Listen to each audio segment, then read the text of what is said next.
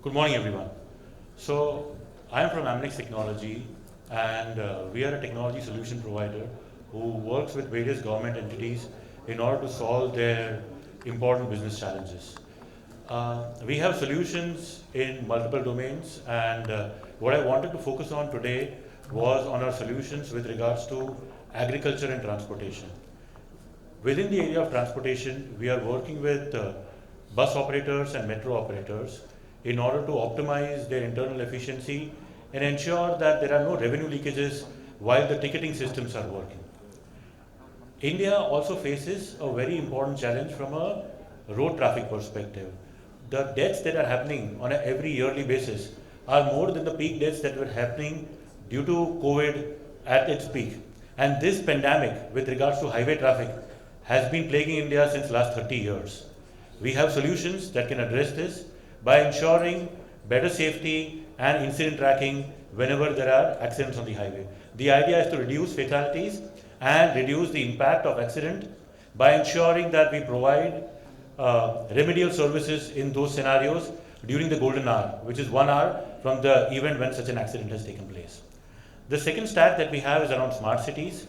Now, various cities have implemented multiple subsystems pertaining to waste management, transit management, traffic, street lights, water and wastewater. But there is still a challenge that they have in order to present a consolidated picture of what is happening in the city. These data from the different domains need to get correlated with each other, and one needs to take informed decision. A lot of cities in India, while the smart city program was underway, implemented environmental sensors, but we still see that our AQI levels have been shooting. The sensors have been used to display AQI levels, but there has been no remedial action taken place. Now, we are using technology in order to help cities identify what is the source of pollution and then support them in creating a city level tree master plan so that they can plant the right trees at the right sources so as to reduce the pollution. Then we have solutions around agriculture.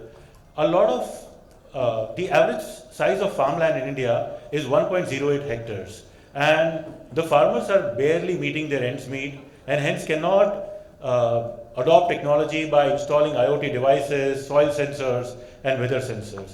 There is a need to have an effective solution which is inexpensive, and that's where satellite images and machine learning algorithms come into picture. So we have solutions through which we download satellite images on a periodic basis and then use machine learning algorithms in order to identify the yield of the crop, the health of the crop, and finally to predict the extent of the yield that the crop is going to have once we are close to the harvesting season. Finally, from a resource and logistics perspective, power sector in India still has average technical and commercial losses above 15%, which is way above the global average. So we are working with power discoms in order to see how their operations can be optimized from a substation perspective, from the entire transformer network in order to identify where pilferages and leakages are taking place and ensure that such pilferages are fixed. And at the heart of it, we have technology that leverages IoT, AI, and finally visualization in form of geospatial referencing and dashboarding. So an interesting example that I wanted to point out was with regards to agriculture.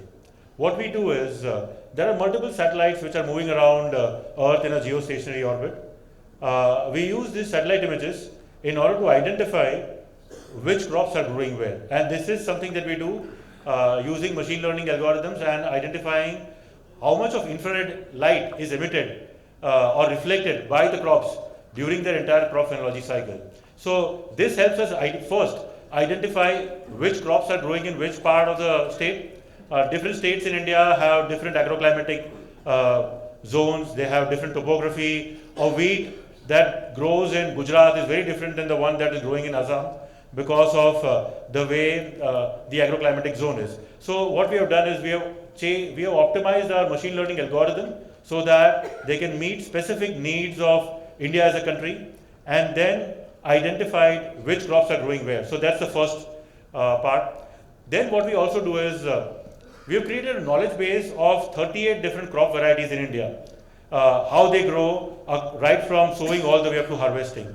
We then use this knowledge base along with machine learning algorithms from which are run on the satellite images in order to understand the health of the crop. Now, we understand the health of the crop and then give information to the farmer as to what they should be using from an agri-input perspective, what kind of fertilizers they should be using, what kind of insecticides they should be using, and how often they should be irrigating the crops.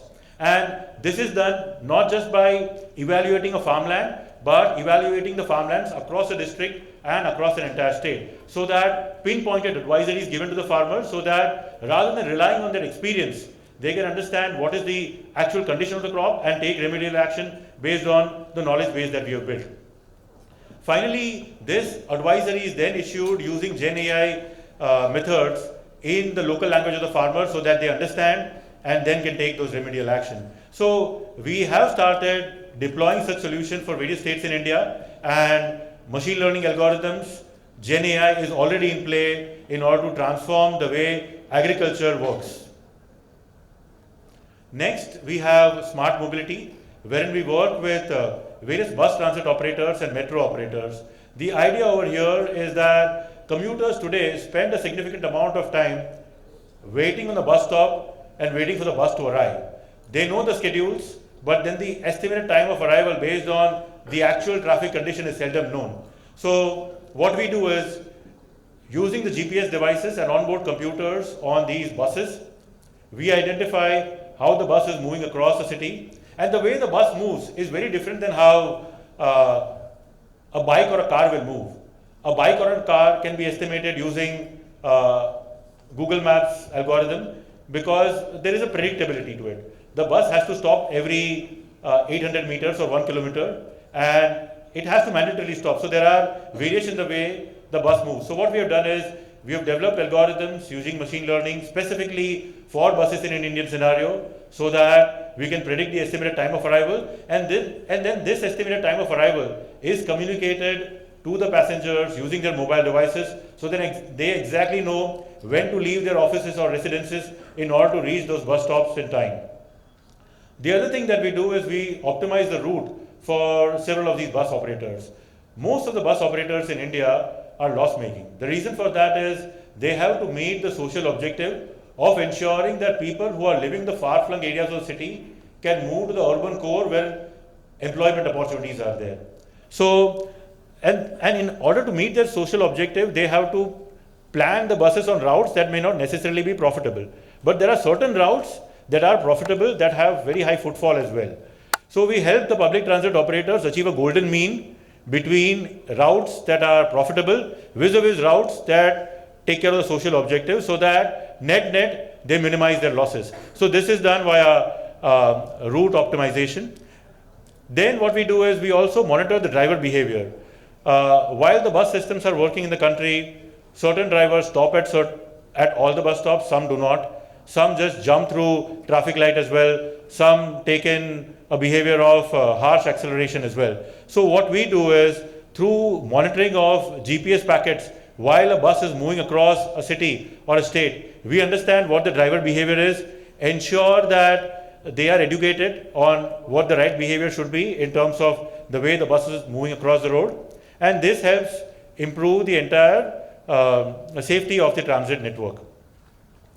Next is from a traffic perspective. So in most of the cities in India, the traffic signals operate in a fixed time mode, wherein the red light, green light and amber light across the junction are fixed, and there is no relevance to the ambient traffic condition. So what we have here is that specialized cameras are installed through which we understand what is the traffic mix on the road, whether the road has a lot of bikes or does it have several trucks which are going to be very slow to move with when the light changes from red to a green.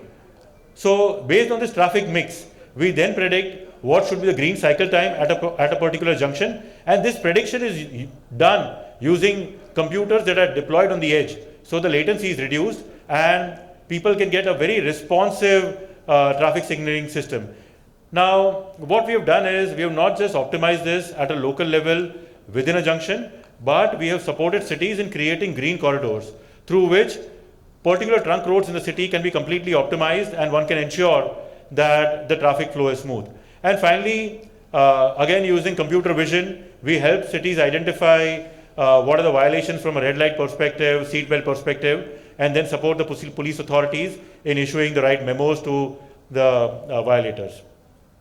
Finally, we've also worked significantly on citizen service delivery, and Sir also mentioned this point, that there are cases wherein there are beneficiaries who should be getting benefits from 5 or 6 schemes, but are only today getting benefits for 2 schemes, because they probably don't know which schemes they need to apply to. So what we have done for one of the states in India is that we have ingested data from 54 different departments, created a golden record for the citizens. Now this golden record serves as a single source of truth in order to get all the demographic details for the citizens at large. Say for example, what is the best department that knows the caste of the citizen? It's the social justice department. Which is the department that knows the education qualification? It's the education department.